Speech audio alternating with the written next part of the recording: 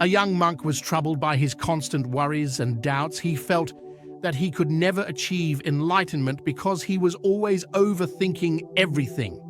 He went to his master and asked for advice. "Master, how can I free myself from overthinking? It is ruining my life and my practice." The master smiled and said, "Come with me to the river." They walked to the riverbank and the master pointed to a large rock in the water. "Do you see that rock?" he asked. "Yes, master," the monk replied. "Can you lift it?" the master asked. The monk shook his head. "No, master. It is too heavy and too big." "Then can you push it?" the master asked. The monk nodded. "Yes, master. I can push it with some effort." "Good. Then push it as hard as you can," the master said. The monk obeyed and pushed the rock with all his strength.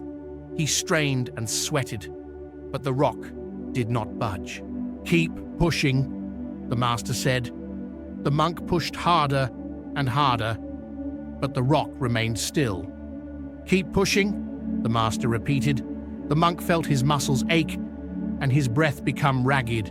He pushed with all his might, but the rock didn't move. "Keep pushing," the master insisted. The monk felt his energy drain and his mind become blank. He pushed with no thought, no emotion, no expectation, but the rock did not change.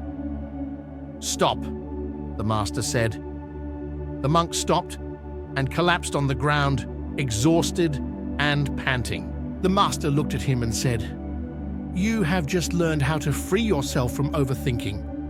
When you push the rock, you are not thinking about anything else.